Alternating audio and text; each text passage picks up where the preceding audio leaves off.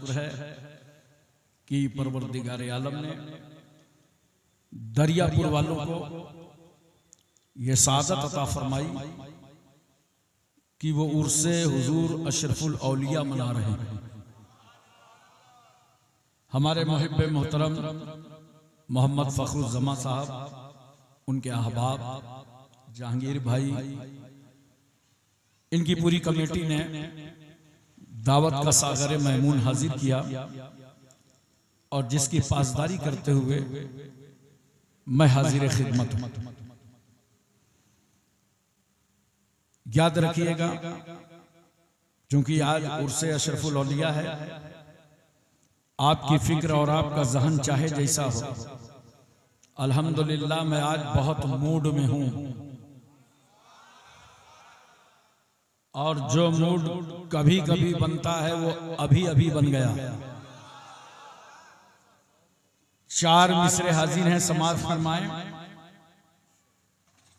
जंग में कागजी अफराज से क्या होता है? जोर से बोलो, आगे से पीछे तक। जंग में कागजी अफराज से क्या होता है? हिम्मतें लड़ती हैं, तादाद से क्या होता है? हिम्मतें लड़ती हैं, तादाद से क्या होता है? हो मुसलमान तो जियो अपने ही बलबूते पर, हो मुसलमान तो जियो अपने ही बलबूते पर। रूस अमेरिका की इमदाद से क्या होता है? हो मुसलमान तो जियो अपने ही बलबूते पर, रूस अमेरिका की इमदाद से क्या होता। 4 मिसरे और सुनिए। हुस्न अखलाक की अनमोल निशानी दे दो, हुस्न अखलाक की अनमोल निशानी दे दो। गम के ठहरे हुए मौजों को रवानी दे दो। तुम हुसैनी हो, तुम हुसैनी हो तो एहसान के मशकीजे से, तुम हुसैनी हो तो एहसान के मशकीजे से। कोई दुश्मन भी अगर मांगे तो पानी दे दो, कोई दुश्मन भी अगर मांगे तो पानी दे दो। 2 मिसरे सुनिए। चूंकि हुजूर अशरफुल औलिया का घराना अहले बैत का घराना, फरमाया खुदा ने हमें देकर हैदर सा निगहबान, फरमाया खुदा ने हमें देकर हैदर सा निगहबान। फबिअय्यि आलाए रब्बिकुमा तुकज़्ज़िबान, फबिअय्यि आलाए रब्बिकुमा तुकज़्ज़िबान। 2 मिसरे और सुनिए। मौलाना मुजीबुर रहमान साहब आपके खतीब व इमाम हैं, इनकी तरफ से नजर है। दिलों में बुग़्ज़े अली और जन्नत का जुनून, दिलों में बुग़्ज़े अली और जन्नत का जुनून। इन्ना लिल्लाहि व इन्ना इलैहि राजिऊन, इन्ना लिल्लाहि व इन्ना इलैहि राजिऊन। मोहतरम हजरात, सबसे पहले मैं आपसे पूछता हूं, आप उर्से अशरफुल औलिया में आए हैं, मकसद है चलो कुल शरीफ होगा, दुआ होगी, मिलादे पाक का जलसा होगा, अपने दामनों को भर कर वापस पलटेंगे। मगर आज मैं आपसे पूछता हूं, दुआ सुनता कौन है? बोलो अल्लाह। जोर से बोलो। एक बार अल्लाह का नाम ले लो और प्यार से नाम लो, कितनी रहमतें नाजिल होती हैं। तकबीर पढ़ लो एक बार, अल्लाहु अकबर, अल्लाहु अकबर, ला इलाहा इल्लल्लाह, वल्लाहु अकबर, अल्लाहु अकबर, वलिल्लाहिल हम्द। दुआ सुनता कौन है? जोर से बोलो, पूरा मजमा बोले। और सुनता कहां से है? बोलो नहीं पता, हर जगह से सुनता है। अल्लाह सुनता है, दुआ अल्लाह ही सुनता है और हर जगह से सुनता है। तो मैं अब आपसे पूछता हूं, जब अल्लाह ही सुनता है, हर जगह से सुनता है, तो मखदूम अलाउल हक पलवी की बारगाह क्यों जाते हो? पीराना पीर अखी सिराजुद्दीन के आस्थाने पे क्यों जाते हो? सैयद सुल्तान मखदूम अशरफ के चौचवी की बारगाह क्यों जाते हो? हुजूर अशरफुल औलिया के आस्थाने क्यों जाते हो? अल्लाह ही सुनता है और हर जगह से सुनता है। तो मजारों पे क्यों जानते हो? जानते हो क्यों जाते हैं? दुआ अल्लाह ही सुनता है, हर जगह से सुनता है। मगर हम मजारों पे जाकर दुआ इसलिए करते हैं कि जहां अल्लाह का वली होता है वहां से अल्लाह की रहमत करीब होती है। चलो खुदा को वहां से पुकारो जहां से खुदा की रहमत करीब। और बहुत सारे लोग मजार जाते हैं, आज तक उनको हाजिरी देने का सलीका नहीं मालूम। गए हाजिरी देने के लिए और जाके मजार को दाबने लगे। लगता है साहिब कब्र बहुत थके हुए हैं, आज ये वफादार मुरीद आया है, सारी थकावट उतार देगा। ये तरीका नहीं हाजिरी देने का। दरियापुर वालों, जब मजारों में जाया करो और दाबने ही का शौक है तो मजार जाके मजार को न दाबा करो, बल्कि घर से निकला करो तो माँ के पैर दबा के निकला करो, बाप की पेशानी चूम कर निकला करो और फिर जाओ अल्लाह वाले की बारगाह में खड़े हो जाओ। पैतियाने से जाके सलाम करो और जब फातिहा पढ़ो तो कितनी दूर खड़े हो गए? जितनी दूर से जिंदगी में मुलाकात करते रहे हो। और अगर मुलाकात जिंदगी में नहीं हुई है तो 4 हाथ दूर खड़े हो जाओ और अपनी पीठ काबे की तरफ कर लो। नमाज पढ़ते हो तो मुंह जोर से बोलो काबे की तरफ।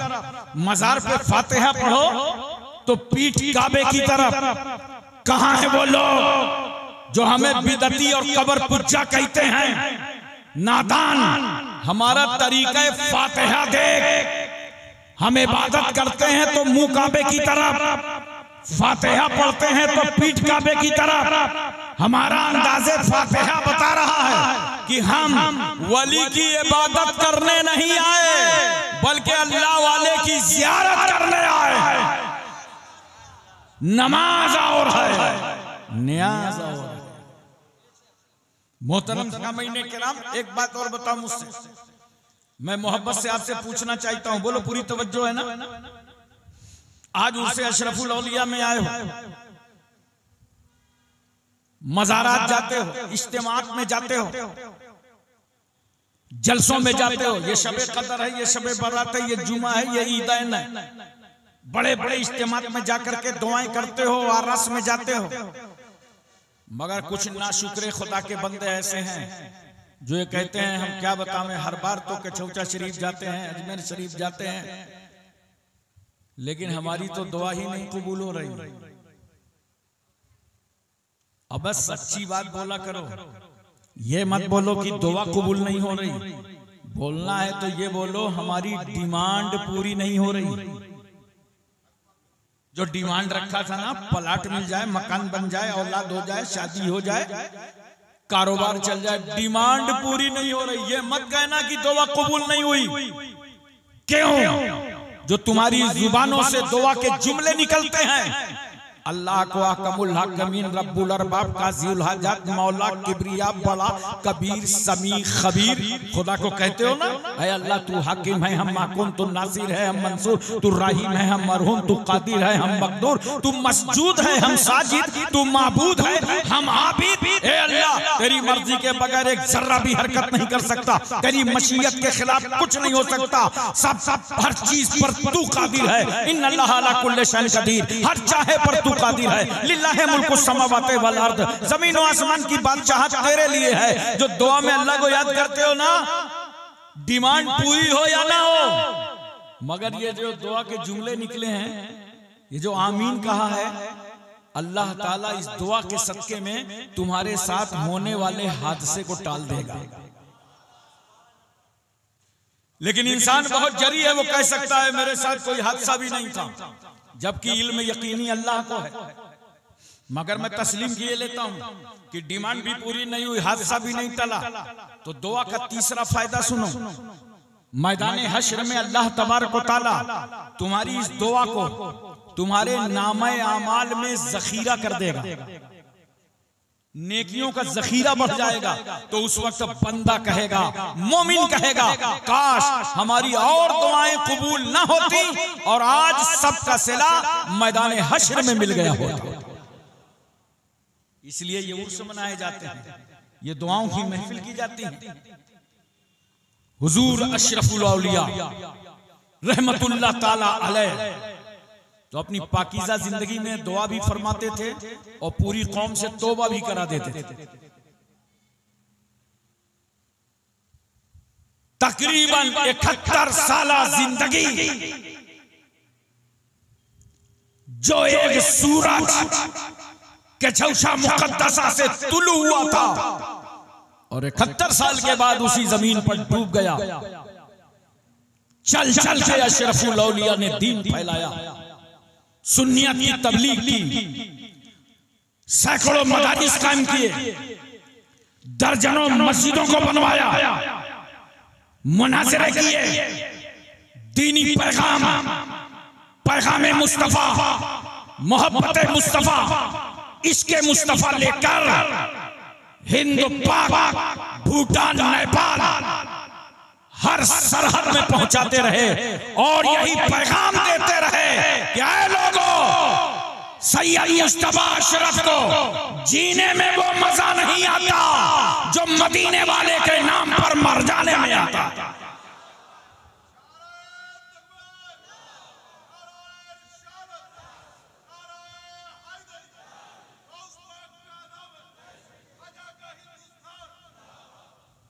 मोहतरम सामीने किराम, बंगाल वालों, तुम्हें तो हर कदम अशरफुल औलिया का शुक्रिया अदा करना चाहिए। जो बंगाल में उन्होंने खिदमत की, वरना बंगाल सिसक रहा था, बदअकीदगी सवार थी, दया बना चौराहे चौराहे पे नजर आ रहे थे। इसके रसूल पर डाका डालने वाले हर संत दिखाई पड़ रहे थे। बंगाल की पूरी जमीन चीख रही थी, कांप रही थी और अलाउल हक पंडवी आईना हिंद की रूहानियत कह रहे थी, मौला अब भेज इस जमीन पर अपना बंदा, भेज देने एक बंदा। अशरफुल औलिया आए और आने के बाद गांव गांव जाके, करिया करिया, शहर शहर, नगर नगर, डगर डगर दीन मतीन की तबलीग करते रहे और दीन समझाते रहे। जरूरत पड़ी, तुम्हारे घरों में बलाएं आई तो अशरफुल औलिया ने वहां कदम रखकर उन्हें निचोड़ दिया। मुसीबतों के पहाड़ आए, अशरफुल औलिया ने दुआ की, मुश्किलें टल गईं। मुझे तो एक बहुत प्यारी बात याद आ गई, खुद हजरत ने मुझसे बयान फरमाया। टिकिया पाड़ा कलकत्ता में एक कॉन्फ्रेंस में मैं शरीक था, हजरत ही की दावत पर हाजिर हुआ था। तो फरमाने लगे, टिकिया पाड़ा में एक ऐसा वाकया पेश आया कि एक औरत के ऊपर जिन सवार था और बड़े बड़े फूंक झाड़ करने वाले आए। वो दूसरी मंजिल पर रहती थी और लोग नीचे से जीना से चढ़ते थे। चढ़ते चढ़ते जब दूसरी मंजिल की जीने पे जाते थे तो इतना खतरनाक जिन था, वहीं से उठा के फेंक देता था। सब अपना मुसल्ला तस्बीह लेके नीचे आ जाते थे। ये मुसलसल हो रहा था। तो हजरत बयान फरमाते हैं हुजूर अशरफुल औलिया कि मौलवी साहब क्या बताएं, वो सब मेरे पास आ गए और कहा, हुजूर चलिए दुआ फरमा दीजिए, हम बहुत परेशानियों से तंग हैं। और वो औरत कपड़े नहीं पहनती थी, उसके बदन पे कोई कपड़े नहीं रहते थे, उतार के फेंक देती थी। बड़े से बड़े दुआ ताबीज करने वाले की हिम्मत ना थी कि उस कमरे में दाखिल हो जाए। तो हजरत ने फरमाया, मैंने कहा चलो चलते हैं भाई, इज्जत मखदूम अशरफ बचाएंगे, इज्जत सैयद सुल्तान अशरफ बचाएंगे। फरमाते हैं मैं चला, खूब दुआएं पढ़ी, अपना इन्हिसार किया, हिसार करके, और मैं जब जीने पे चढ़ा तो हिम्मत करके पहली मंजिल पे चढ़ गया। बोलो सुभान अल्लाह, अरे दिल लगा के बोलो सुभान अल्लाह। उसके बाद फरमाते हैं जब मैं दूसरी मंजिल पर चढ़ा तो मेरे रोंगटे खड़े हो गए। मैं समझ गया बहुत खतरनाक, लेकिन एक सीढ़ी चढ़ा, दो सीढ़ी चढ़ा, और जब दूसरी मंजिल में कमरे वाली सीढ़ी के पास आया तो अंदर से उस जिन ने कहा, ठहरिए सैयद मुस्तफा अशरफ, अंदर ना आइएगा, अभी मैं बरहना हूं, मुझे चादर लाओ। हजरत फरमाते हैं एक चादर लेकर के फेंकी गई, उस औरत ने चादर को लपेट लिया और उसके बाद कहा अब आप ऊपर आ सकते हैं। हजरत फरमाते हैं मैं ऊपर दाखिल हुआ, मैंने कहा भाई इस औरत को क्यों परेशान कर रहे हो, छोड़ो वापस चले जाओ, मुस्तफा अशरफ आया, निकल जाओ। उसने कहा हुजूर बड़े बड़े तावीज वाले गंडे वाले आए थे, ये कलकत्ता तो दुआ तावीज वालों की मंडी है, मैंने एक एक करके नीचे पटक दिया है, लेकिन जब आप ऊपर आ रहे थे मैं आपकी तरफ बढ़ा तो मैंने क्या देखा कि आपके दाहिने तरफ हजरत सैयद सुल्तान मखदूम अशरफ चल रहे हैं और बाएं तरफ आला हजरत अशरफी मियां चल रहे हैं।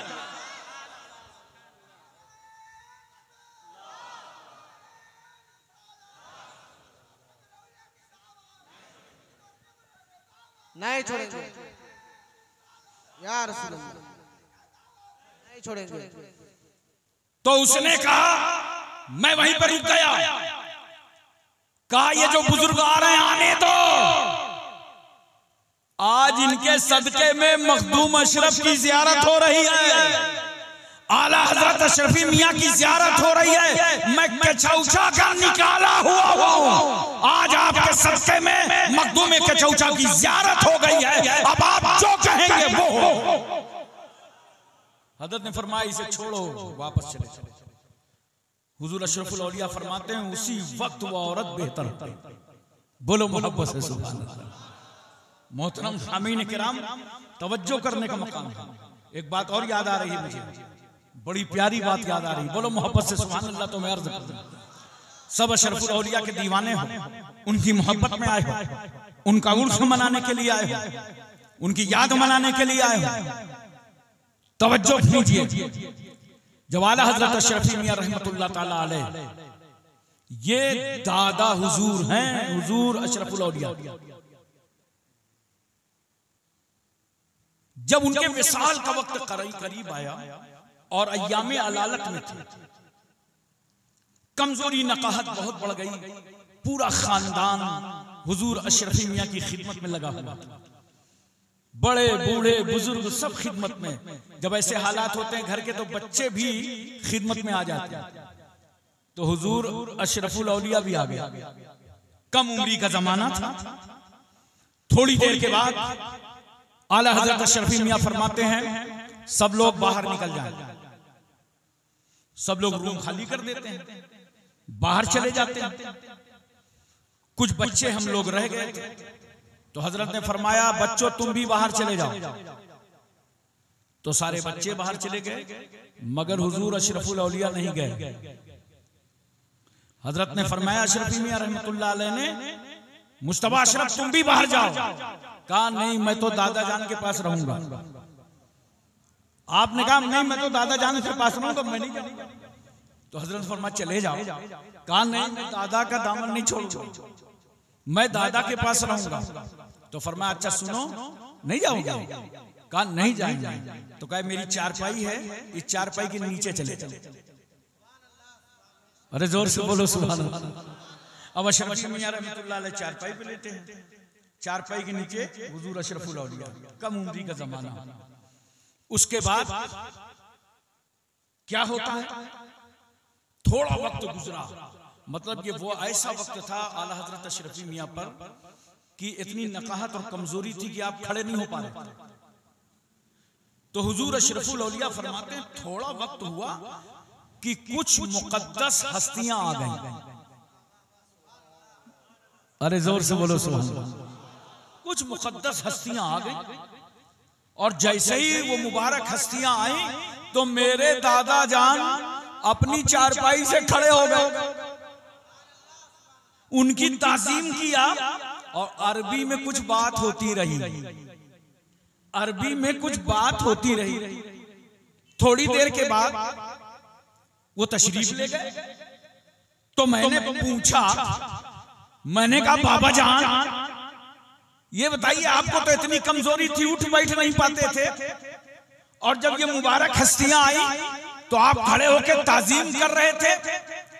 का बेटा तुम्हें मालूम है इसमें कौन आया था? अरे कमजोरों को ताकत देने वाले रसूल आए थे, बेसहारों को सहारा देने वाले गौसे आजम आए थे, ख्वाजा अजमेरी आए थे, मेरे जद्दे करीम सैयद मखदूम अशरफ कचौझी आए।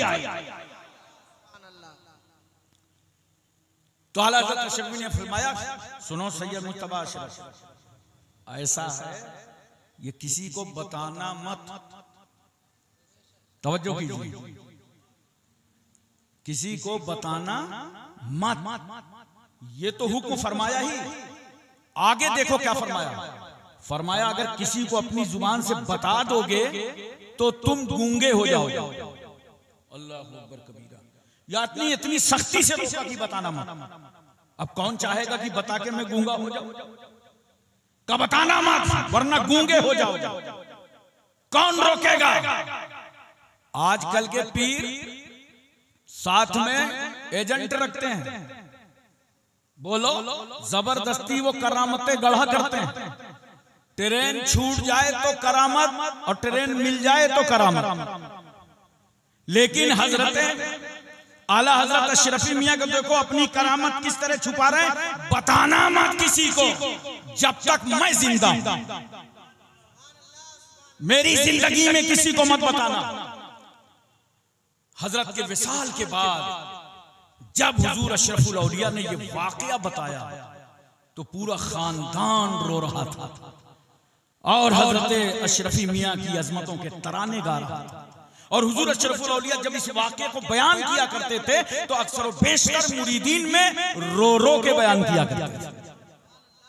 वो शख्सियत है, वो जाते गिरामी है हुजूर अशरफुल औलिया, जिनके उर्स की सआदत अल्लाह ताला ने दरियापुर वालों को अता फरमाई। मोहतरम सामईन किराम, एक करामत तो हुजूर अशरफुल औलिया की ऐसी है जिसमें आधा मैं शरीक हूं उस करामत के देखने में। बोलो मोहब्बत से सुभान अल्लाह। आधा नहीं आप पूरा कह सकते हैं। एक बार हुजूर अशरफुल औलिया मेरे मादरे वतन तशरीफ ले गए। मेरी पैदाइश जो है वो उत्तर प्रदेश में एक शहर है फतेहपुर, उसका एक महल्ला है अस्ती। वहां रसूल मदनी कॉन्फ्रेंस थी तो हजरत को मैंने मदू किया और हुजूर कादरी मियां साहब किबला भी थे। जब हजरत फतेहपुर शहर तशरीफ ले गए तो एक सूफी साहब थे, उन्होंने आके मुझसे बड़ी मिन्नत समाजत की, कहा मेरे घर हजरत को ले चलें आप। मैंने कहा नहीं भी हजरत का प्रोग्राम है, जहां है वहीं तशरीफ लाएं। अरे बोले बड़ा करम होगा, बड़ी इनायत होगी। मैंने कहा हुआ क्या? कहा क्या बतावें, घर में 5 बेटियां हो गई हैं मेरे, और मैं चाहता हूं कि आज हजरत के कदम मुबारक पड़ जाएं तो अल्लाह इनकी दुआ से मुझे एक बेटा अता फरमा दे। तो मुझे भी बड़ा तरस आया। मैंने कहा चलो भाई लगे हाथ, ये सूफी साहब का काम हो जाए, बहुत अच्छा है। हजरत से मैंने गुजारिश किया, मैंने कहा हुजूर ये सूफी साहब आए हैं, बहुत बसीद हैं, चलिए इनके घर चाय पी लीजिए चल करके। और हजरत इतना मुझ पर करम फरमाते थे कि फौरन राजी हो कहा चलो चलो। तशरीफ ले गए, चाय वाय पी के फारिग हुए, सूफी साहब आए, मैंने बैठाया। मैंने कहा हजरत ये सूफी साहब की बीवी उम्मीद से हैं, हालत हमल में हैं, 4-5 बच्चियां ऑलरेडी इनके घर में हैं। अब ये चाहते हैं कि हजरत दुआ फरमा दें तो मेरे एक बेटा पैदा हो। ये बड़ी तमन्ना लेके आए हैं कि औलादे नूरुल ऐन आए हैं, मखदूम अशरफ की मानवी औलाद आई है, खानदान रिसालत के वो फर्जंद तशरीफ लाए हैं। हुजूर दुआ फरमा दी, हुजूर दुआ फरमा दी। अल्लाह अकबर कबीरा।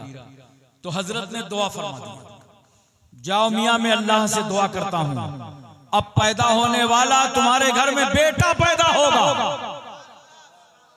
अरे मोहब्बत से बोलो सुभान अल्लाह। पैदा होने वाला बेटा पैदा होगा। सूफी साहब थोड़ा बहुत चालाक थे, कहने लगे हजरत नाम क्या रखेंगे? उन्होंने सोचा लगा नाम भी पूछ लो। कहा हुजूर नाम क्या रखेंगे? मगर आज तो अशरफुल औलिया का दरिया रहमत फैज पर था, सावन भादों की तरह आज बरस रहा था। हजरत ने फरमाया अनवार अशरफ नाम रखना। तो सूफी साहब कुछ ऊपर नीचे हुए, कहा एहरार अशरफ रख लेना। यानी सूफी साहब ने लागत दो नाम पूछ लिए। तवज्जो कीजिए जरा सा, दो नाम पूछ लिए। और वही हुआ दोस्तों, जब कुछ महीने के बाद मैं फतेहपुर अपने वतन हाजिर हुआ और सूफी साहब के घर गया, तो वो बच्चे को लेकर के आए, तौलिया में लपेट कर। हमने कहा कौन सूफी साहब? कहा ये हजरत अशरफुल औलिया की दुआ है, ये अनवार अशरफ है, आपने दुआ करवाया था, अल्लाह ने मुझे औलाद अता फरमा दी। अब मैं 1.5 साल के बाद मैं फिर गया सूफी साहब के घर, तो एक और तौलिया में लपेट के लाए। हमने कहा ये कौन है? कहा हजरत ने दो नाम बताया था, एक अनवार अशरफ बताया था, एक एहरार अशरफ बताया था। अनवार अशरफ आ चुके, एहरार अशरफ आपके सामने।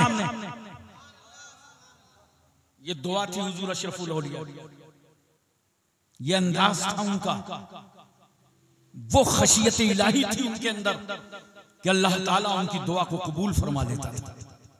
मोहतरम सामीन किराम, मैं इसलिए आपसे अर्ज करना चाहता हूं और बताना चाहता हूं, बहुत सारी ऐसी बातें हजरत इरशाद फरमाया करते थे।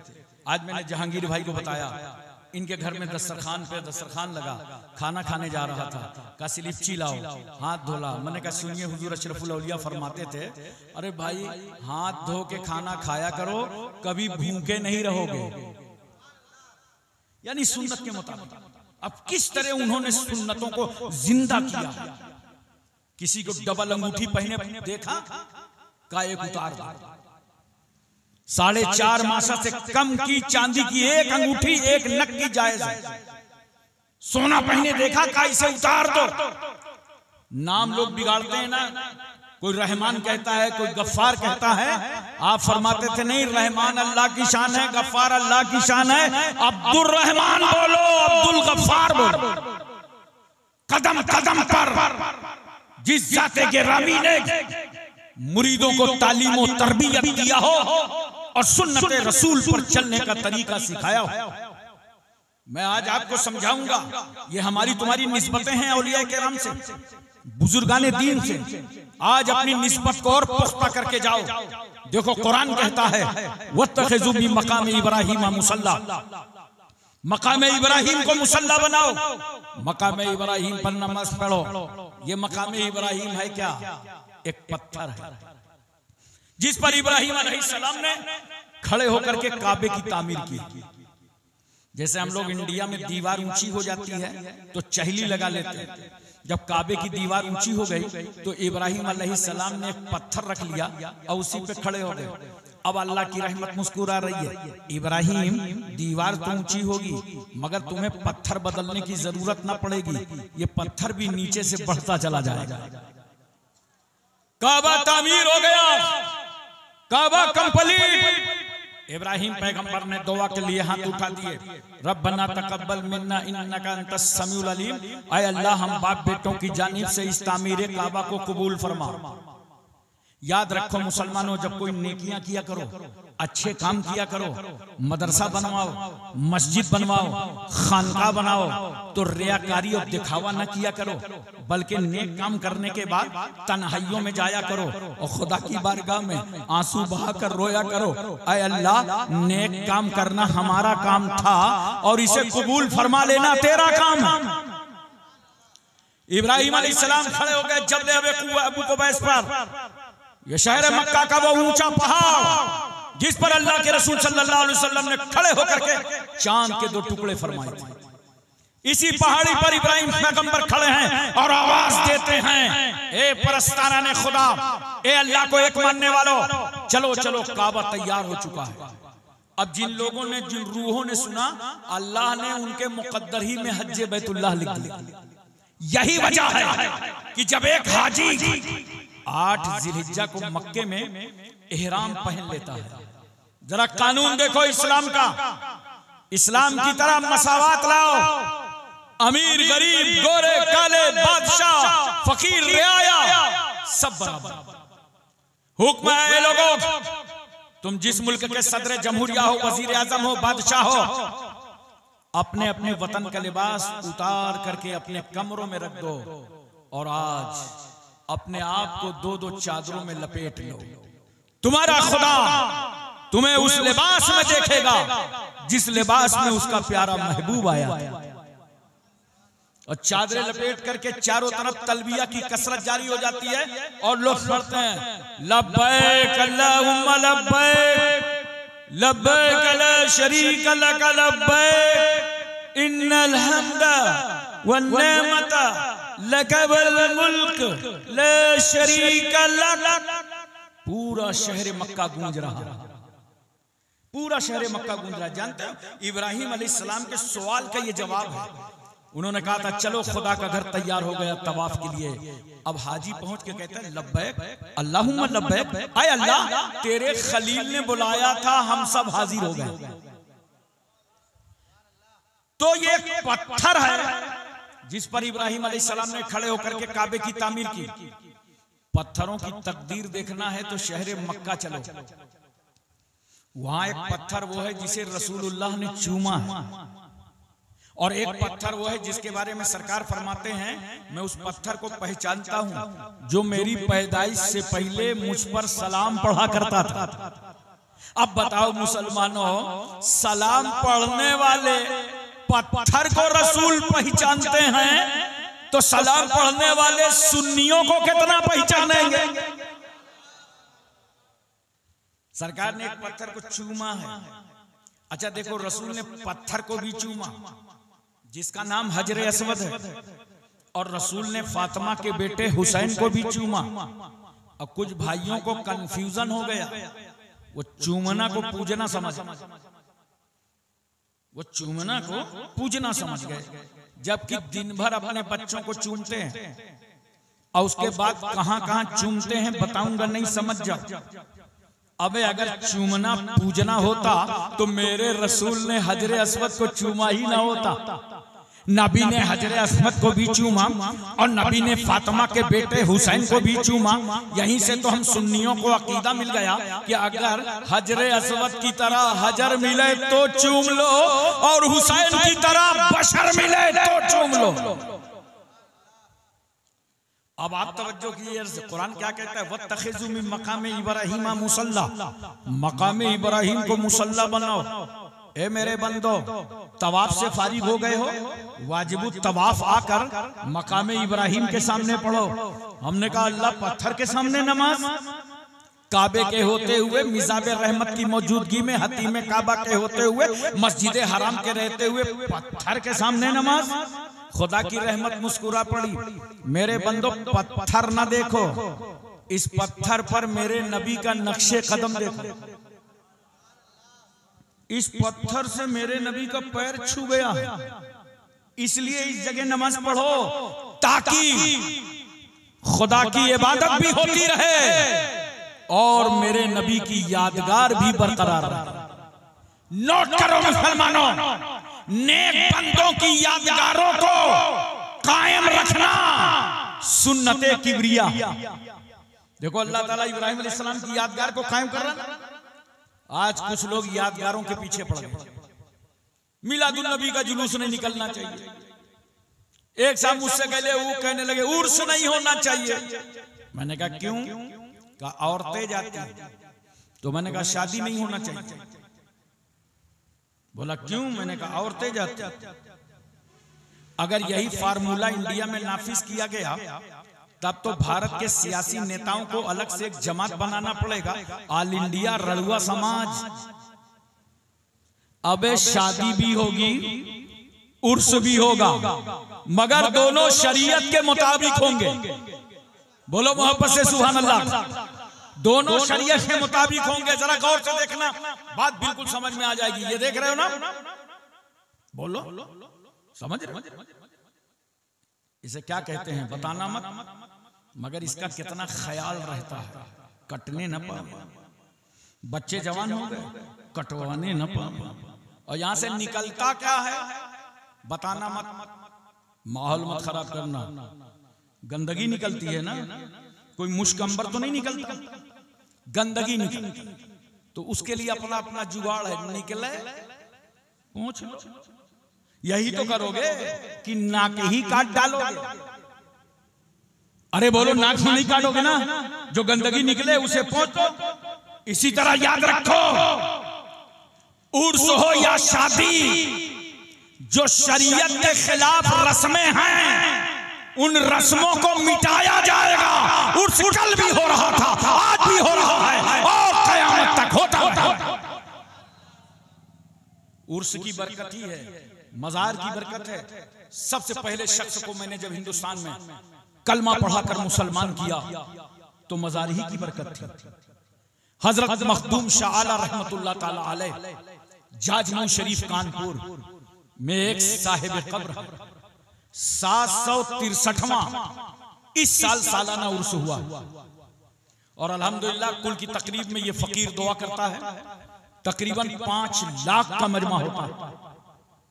हिंदू मुस्लिम सिख ईसाई बगैर भेदभाव के सभी आते जाते। एक 22 साल का नौजवान लड़का था, वो मेरे पास आया, कहा गुरुजी मुझे कलमा पढ़ा दीजिए। मैंने कहा भीम क्या बात, कोई शादी वादी का चक्कर है, कोई माल मसाला मिल रहा है? कहा नहीं नहीं। तो मैंने कहा इस्लाम में तुझे पसंद क्या आया वो तो बता। कहा इस्लाम तो मैंने पढ़ा ही नहीं, मगर एक बात बहुत पसंद आ गई। मैंने कहा वो क्या? कहा जो हजरत मखदूम शाह रहमतुल्लाह अलैह का मजार है, वहां देखा बगैर भेदभाव के हर समाज हर तबके के लोग जाते हैं। एक दिन मैंने भी स्नान किया, सर पर रुमाल रखा और दर्शन के लिए पहुंच गया। और जब मैं मजार पर जाकर खड़ा हुआ तो मेरी आत्मा को शांति मालूम हुई। मैंने वहीं से फैसला कर लिया कि जब कानपुर की मजार में लेटे हुए एक वली की अजमतों का ये आलम है, तो मदीने के मोहम्मद की रहमतों का आलम क्या? हज़रात तवज्जो फरमाइए जरा सा, और अपने जहन पर इस बात को अच्छी तरीके से उतारने की कोशिश कीजिए।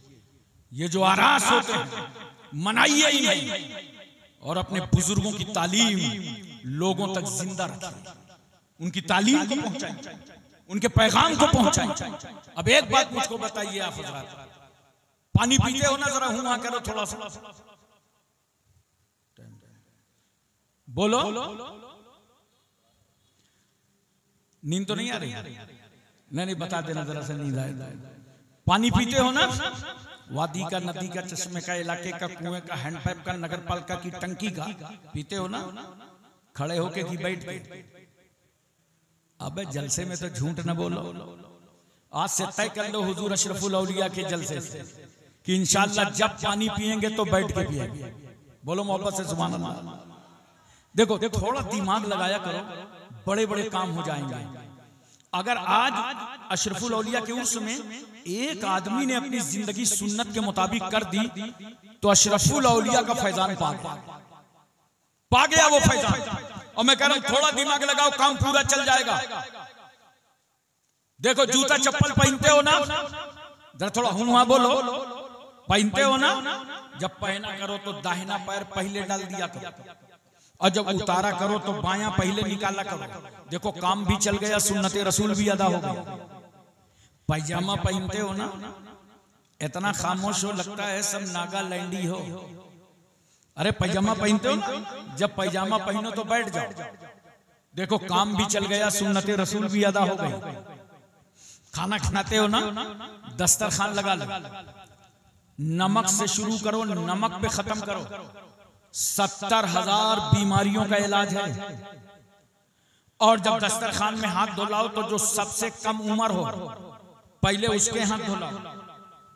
क्यों? अगर बड़े बड़े लोगों के हाथ धुलाओगे तो छोटा वाला बैठे बैठे सोचेगा या अल्लाह, जहां ऐसी ऐसी पर्सनालिटीज हो, खुदा खैर करे, उधर का माल इधर सप्लाई होगा या नहीं। तो बच्चे का दिल टूटेगा। और इस्लाम दिल तोड़ने नहीं आया, इस्लाम तो टूटे हुए दिलों को जोड़ने के लिए आया।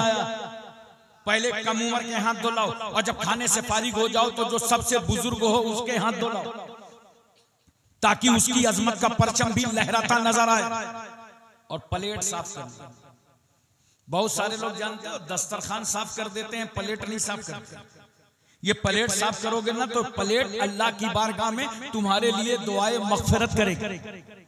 बोलो, अपनी जिंदगी गुजारोगे, अपनी जिंदगी में तब्दीली लाओगे, अशरफुल औलिया की मोहब्बत में अपने आप को बदलोगे।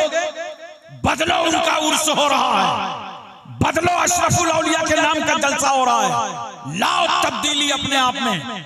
देखो, सारा पानी जो पीते हो तो बैठ कर, और अगर कोई आबे जमजम ला के दे दे, जोर से बोलो, खड़े होके सारा पानी बैठ के, आबे जमजम खड़े होके। क्यों भाई? सारा पानी बैठ के, आबे जमजम खड़े होके। तो आप कहेंगे हजरत ये आबे जमजम है, इस्माइल अलैहिस्सलाम की एड़ी से छू गया, इस्माइल अलैहिस्सलाम की एड़ी से टच हो गया। अच्छा, एक पानी नबी की एड़ी से छू जाए तो उस पानी की ताजीम। अब हम आप तो पीते ही हैं खड़े होके। मुझे हैरत तो उन लोगों पर है, आबे जमजम को वो भी खड़े होके पीते हैं जो नबी के लिए नहीं खड़े होते। वो भी आबे जमजम खड़े होके पीते हैं। अब मुझे एक बात बताओ मोहब्बत के साथ, बोलो, तवज्जो है ना, ज़हन हाजिर है? आप हज करके वापस आए, दरवाजे पे भीड़ लगने लगी। हाजी साहब ने कहा, बच्चों, हज कमेटी ने 5 लीटर अलाउ किया था, इतने में होगा क्या? मजमा बहुत है, 1 ड्रम पानी कर लो, नगर पालिका का पानी मिला लो, हैंड पाइप का मिला लो, बोरिंग का पानी मिला लो। 5 लीटर को 1 ड्रम बना दिया। अब जो आता जा रहा है खड़े होके पीता जा रहा है। मैंने कहा, दरियापुर वालों, आबे जमजम को खड़े होके पीते तो बात समझ में आती, ये दरियापुर वाले पानी के लिए क्यों खड़े हो गए? तो आप कहेंगे हजरत ये मालदा वाला पानी मक्के वाले पानी से मिल गया है, इसलिए इस पानी की ताजीम हम कर रहे हैं। देखो, पहले लोटा बदना चलता था, अब तो सिस्टम बदला है। और जैसे ही लोटा लेकर के वजू किया, वजू करने के बाद जितना पानी बचा क्या करते थे चाचा? खड़े होकर पी लेते थे। मैं पूछ रहा हूं खड़े होकर क्यों पीते थे? तो आप कहेंगे इसलिए कि वजू का पानी है।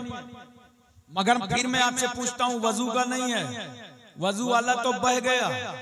जिससे वजू किया ना, हाथ धोया कंट्रोल से बाहर, चेहरा धोया कब्जे से बाहर, पैर धोया गिरफ्त से बाहर, तो जिससे वजू किया वो तो नाली में बह गया। और जो बचा है उससे वजू किया ही नहीं है, वरना ये भी बह गया होता। इस बचे हुए के लिए क्यों खड़े होते हो?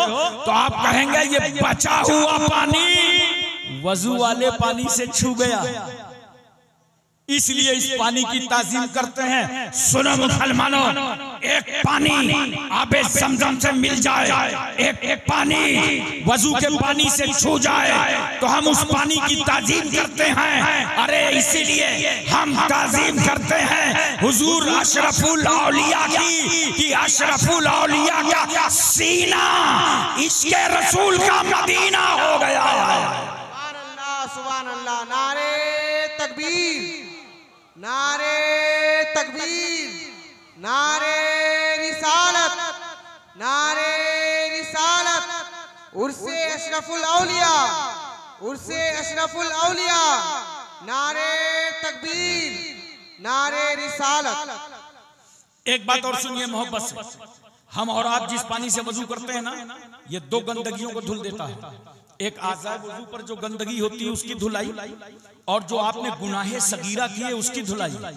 वाह रे नमाज कितनी मुकद्दस है कि अभी नियत नहीं बांधा, वजू किया, गुनाह धुलने लगे। 2 गंदगियों को ये पानी धुलता है। फुक़हा किराम की इस्तिलाह में इस पानी का नाम माए मुस्तामल है। अब दोबारा इस्तेमाल मत करना, वरना मुफस्सिरीन किराम ने लिखा है कि मिर्गी जैसी बीमारी का खतरा है। ये हमारे तुम्हारे वजू का पानी है, दोबारा इस्तेमाल करो तो बीमारी पैदा हो जाए। लेकिन अगर वजू कर रहे हो मुस्तफा जाने रहमत, अगर वजू कर रहा हो अल्लाह का पैगंबर, तो सहाबा दौड़ पड़ते हैं, हथेली पे हथेली, हथेली पे हथेली, हथेली पे हथेली, और नबी के वजू का पानी जमीन पर गिरने नहीं देते। और जिस सहाबी को पानी नहीं मिलता था वो दूसरे सहाबी से कहते थे, लाओ खाली हाथ मेरे हाथ में रख दो।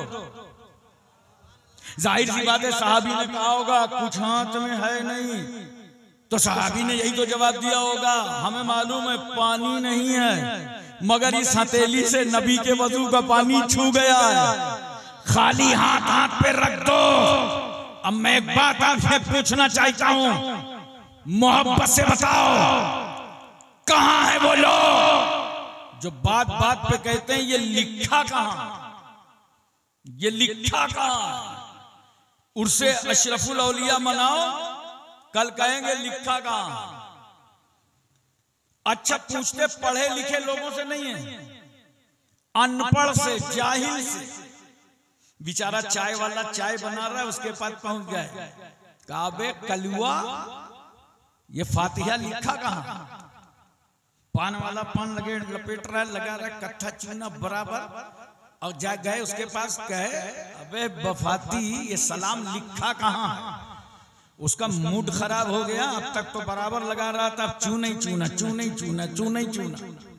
किससे पूछ रहे हैं? जाहिल से पूछ रहे हैं लिखा कहां है। और कुरान क्या कहता है? फसलू अहला जिक्र इन कुंतुम ला तालमून, जिन बातों का तुमको इल्म ना हो वो अहले इल्म से पूछ लिया करो, वो उलमा से पूछ लिया करो।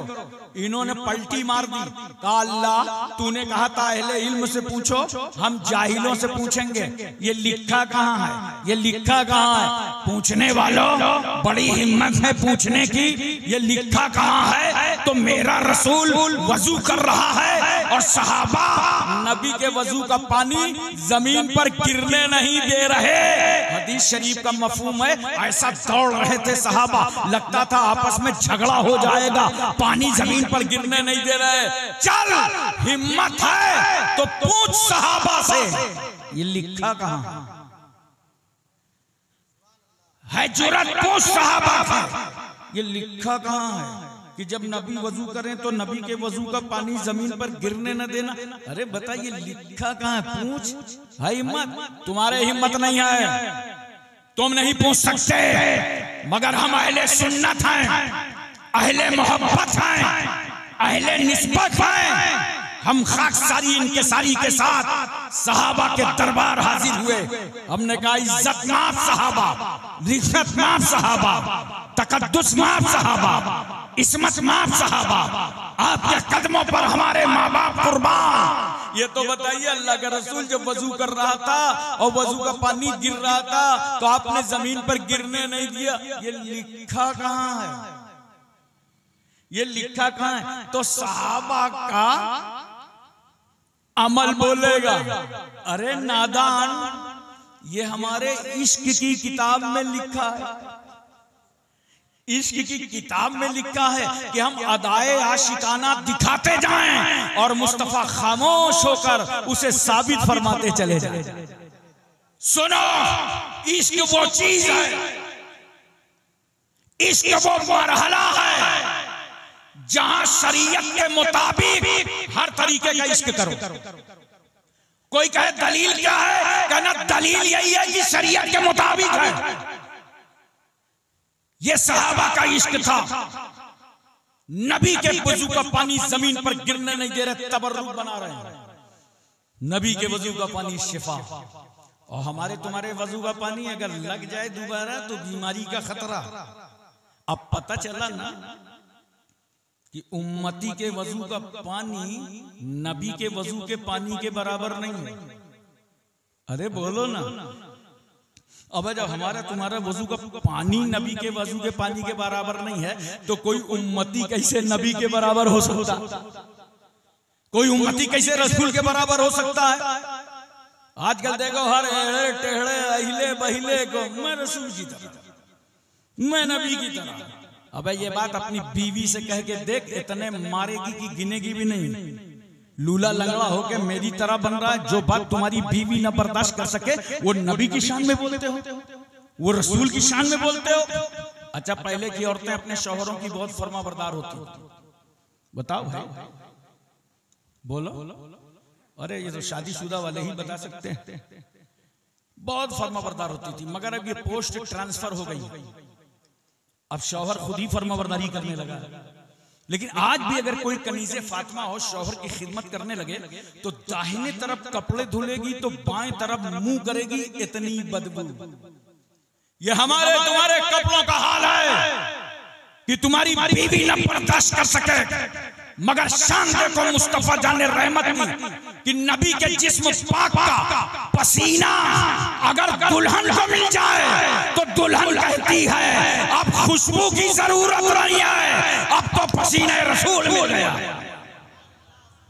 नबी जिन गलियों से गुजर जाए ना तो सहाबा कहते थे रास्ता पूछने की जरूरत नहीं है, चले चलो, रास्ते की खुशबू बता रही है कि अल्लाह का रसूल यहीं से गुजरा है, अल्लाह का पैगंबर यहीं से गुजरा है, अल्लाह का हबीब यहीं से गुजरा।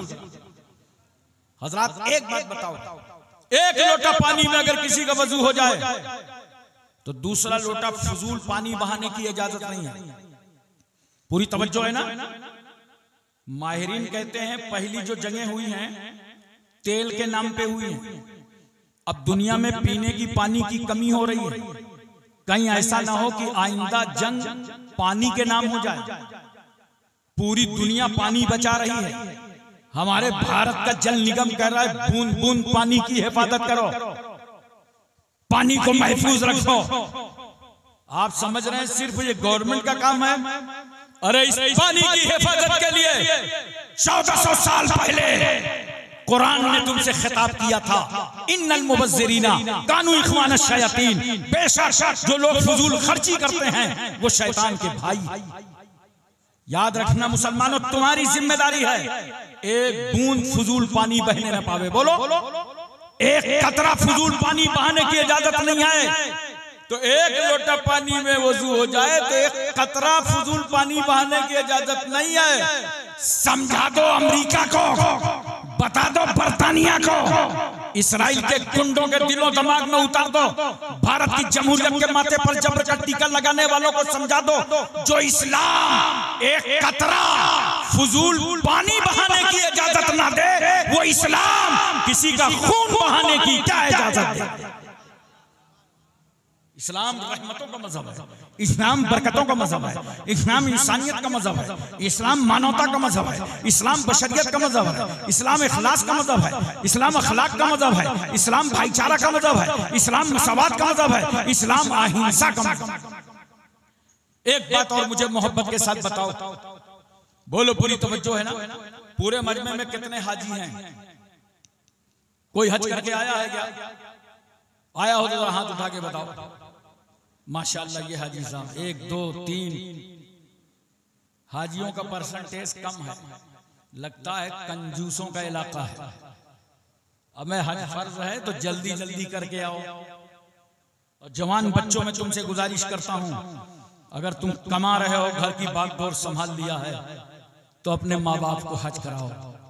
अल्लाह दुनिया में बहुत दौलत से तुम्हें नवाजेगा, मगर जब माँ बाप का साया नहीं रह जाएगा तुम पछताते रहोगे। हमारे माँ बाप होते तो उन्हें भी हम हज करा देते। और हज करने से, कराने से याद रखना गरीबी नहीं आती। हज करने वाले जब पूछ लो, अल्लाह ताला उसका रिस्क और कुशादा फरमा देता। अब देखो जरा सा, हज का रुकने आजम है वकूफे अरफा, मैदान अरफात में ठहरना। कब तक ठहरोगे? जब तक सूरज न डूब जाए। तवज्जो चाहिए। जब तक हाजी को अरफात से निकलने की इजाजत नहीं है, सूरज डूब जाए निकल पड़ो, लेकिन अब नमाज पढ़ने की इजाजत नहीं है। हमने कहा अल्लाह सूरज डूबने से पहले निकलने की इजाजत नहीं, सूरज डूब गया, अब हम नमाज मगरिब की नहीं पढ़ सकते। नहीं बंदो, जाओ मुजदलिफा में इशा और मगरिब साथ में पढ़ना।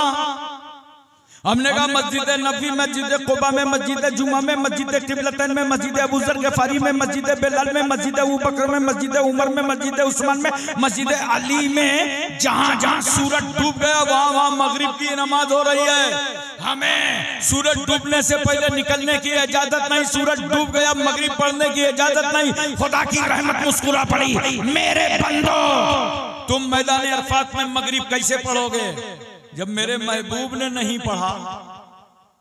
मेरे हबीब ने तो मुज़दलिफा में पढ़ा था। अल्लाह अकबर, क्या इत्तिबाए रसूल है, क्या ताल्लुके रसूल है। अगर मैदान अरफात में मुस्तफा मगरिब ना पढ़े तो किसी उम्मती को इजाजत नहीं है पढ़ने की, वहीं पढ़ना मुज़दलिफा में जहां रसूल ने पढ़ा। हमने कहा परवरदिगार आलम वहां जाते जाते तो मगरिब का टाइम निकल जाएगा, इशा का हो जाएगा, हमारी तो मगरिब कज़ा हो जाएगी। खुदा की रहमत मुस्कुरा रही है, मेरे बंदो आज तुम्हारा खुदा तुम्हारी मगरिब को कज़ा नहीं होने देगा। अगरचे तुम इशा के वक्त अदा करोगे तब भी अदा ही कबूल फरमाए। ये है ताल्लुके मुस्तफा। हजरात ये औलिया किराम का मकसद यही था, अशरफुल औलिया का मकसद यही था कि बच्चा बच्चा आशिक़े रसूल रसूलुल्लाह का दीवाना बन जाए। लोगों की गलत सोहबत में मत बैठा करो, इन उलमा की सोहबत में बैठो, अपने इमामों की सोहबत में बैठो, उलमा के ताल्लुकात बनाओ, वरना कब ये तुम्हें गुमराह कर दें। इनकी सोहबतें खराब हैं, नेक लोगों की सोहबतें इख्तियार करो। एक साहब मुझे मिल गए बंबई रेलवे स्टेशन पे, कह रहे थे हुजूर सल्लल्लाहु अलैहि वसल्लम के चाहने से कुछ होता है क्या? अरे मैंने कहा नादान, तुम वही लोगों की कुरान पढ़ते हो मगर कुरान हलक से नहीं उतरता। अबे नबी के चाहने से तो किबला बदल गया। पढ़ो दूसरा पारा। अल्लाह ताला क्या फरमाता है, मेरे महबूब बार बार आसमान की तरफ आपका सर उठना हम देख रहे हैं। 17 महीने तक सरकार सल्लल्लाहु अलैहि वसल्लम ने मस्जिद अक्सा की तरफ रुक करके नमाज पढ़ा। ये मस्जिद अक्सा वही है जहां फलस्तीन, बोलो यरूशलेम में मस्जिद अक्सा है। ये मुसलमान यरूशलेम से मस्जिद अक्सा से इतनी मोहब्बत क्यों करता है? इसलिए कि हमारे नबी जब मेराज के लिए तशरीफ ले गए तो तमाम अंबिया और मुरसलीन की इमामत इसी मस्जिद में फरमाई। तवज्जो कीजिए जरा सा, 17 महीने तक सरकार ने मस्जिद अक्सा की तरफ रुक करके नमाज पढ़ा। सरकार की मर्जी ये है कि मेरा किबला काबा बना दिया और बार बार आसमान की तरफ देख रहे हैं। कभी आप तशरीफ ले जाइए, मैं दुआ करता हूं अल्लाह ताला सबको मक्का और मदीना पहुंचाए।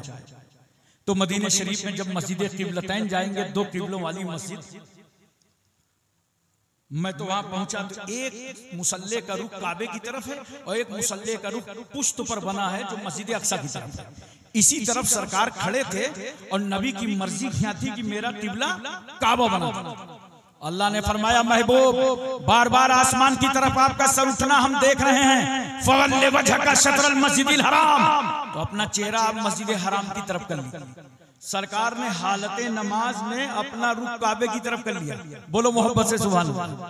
अच्छा, सरकार ने अपना चेहरा काबे की तरफ किया तो जितने सहाबा को तहवील किबला का एहसास हुआ उन्होंने भी अपना अपना रुख काबे की तरफ कर लिया। मैंने सहाबा से पूछा, ए सहाबा, रसूल ने अपना रुख काबे की तरफ किया था, आपने क्यों किया? सहाबा कहते हैं हम किसी की तरफ नहीं हैं, हम उसी की तरफ हैं जिसकी तरफ रसूल हैं।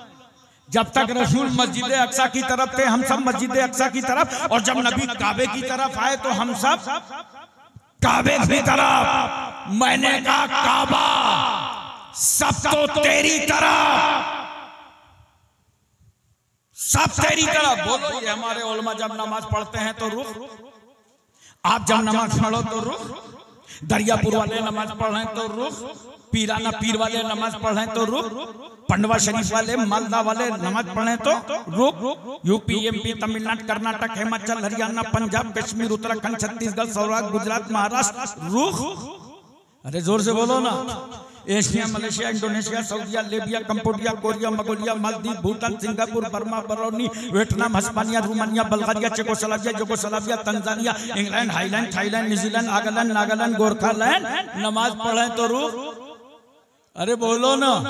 अर्दली, फलसफी, सियासतदान, साइंसदान, हकीम, खतीब, शहीर, तबीब, राजा, महाराजा, प्रजा, रियाया, master, doctor, inspector, barrister, collector, MP, MLC, नेता, बेटा, छोटा मोटा, नाटा कोटा, रुख।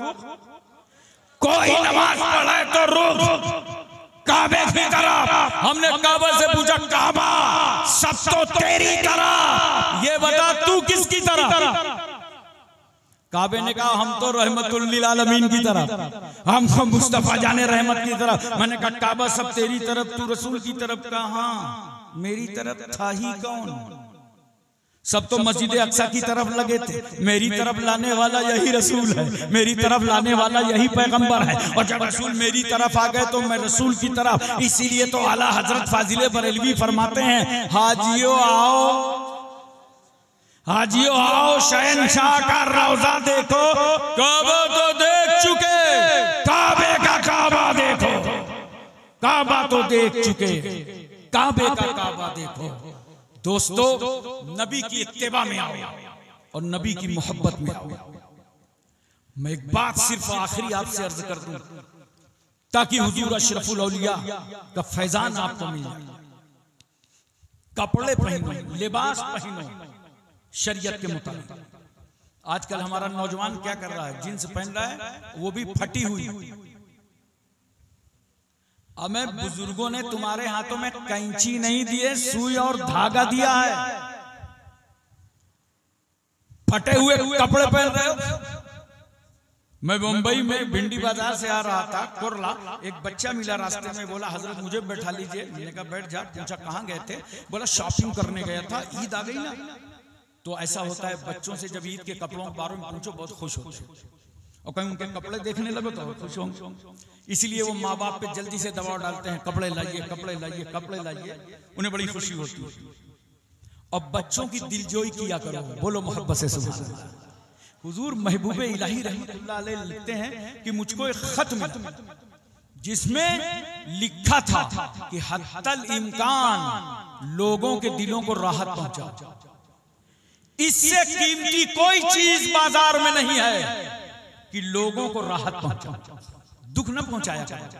किसी की गीबत, बुराई, चुगली, किसी के दिल खराश, किसी को सताना, इससे कोई अल्लाह की खुशनुदी नहीं हासिल हो सकती। लोगों के दिलों को राहत पहुंचाओ।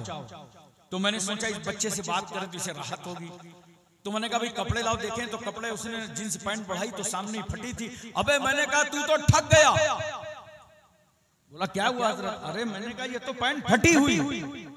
छोटा बच्चा था मगर जानते हो कैसे कर रहा था? ऐसे कर रहा था। वो मुझी को बेवकूफ समझ रहा था कि ये बड़े पुराने ख्याल के हैं, सजा से बचने की सबील करते हैं, पुराने लोग हैं, पुराना वकील करते हैं। कह रहा हजरत ये चलता है। मैंने कहा नहीं बेटा, सुन्नत के खिलाफ कुछ भी नहीं चलता। इसको सिल लो, सिल लेना चाहिए। और फटे हुए खरीद के लाते हो, ऐसा मत करो। ऐसी पैंट पहनते हैं, पता नहीं चलता इसने पैंट को पहना है कि पैंट ने इसको पहना। इतनी टाइट कि हर नौजवान के पैंट में कम से कम 50-50 ग्राम पेशाब रहता है। और अल्लाह के रसूल क्या फरमाते हैं? इस्तंज़हू अनिल बौल फ़इन्नहु आम्मतु अज़ाबिल क़ब्र। ए लोगों बचो पेशाब की छींटों से, आम तौर से अज़ाबे क़ब्र इसी से होता है। ऐसे कपड़े पहनो जिसमें तुम्हें तहारत में आसानी हो, और ऐसे कपड़े पहनो जिसमें तुमको इबादत में आसानी हो। अभी हमारे नौजवानों को देखो, बाल कैसे रख रहे हैं, देखा होगा। इधर से कटाया, उधर से कटाया, आगे से कटाया, पीछे से कटाया, बीच में ऐसे ले आए जैसे मुर्गी का झुआ। बोलो किसी समंदर का जजीरा। नौजवानों सुनो, अशरफुल औलिया के उर्स में आए हो, अपने पीर की रूहानियत को खुश करो। 3 तरीके के बाल रखा करो। या तो पूरे बाल कसर करा दो, या ताबदोश या ताबगोश, या तो कान की लौ तक बाल रखो, और या तो ये शाने तक बाल रखो। सुन्नत के मुताबिक बाल रखो, सुन्नत के मुताबिक कपड़े पहनो, सुन्नत के मुताबिक जिंदगी गुजारो। शादियों में आजकल क्या हो रहा है? देहात में तो गनीमत है।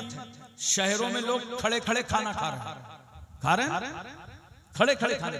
कार्ड में लिखा था निकाह में सुन्नती फमन रगेबान सुन्नती फलैसा मिन्नी, कि सरकार सल्लल्लाहु अलैहि वसल्लम ने फरमाया निकाह मेरी सुन्नत है और जो शख्स इस सुन्नत से एराज करेगा मुझ में इसलिए नहीं है। सुन्नत के नाम पर दावत दिया था आओ, और वहां सुन्नतों का मजाक उड़ाया जा रहा है।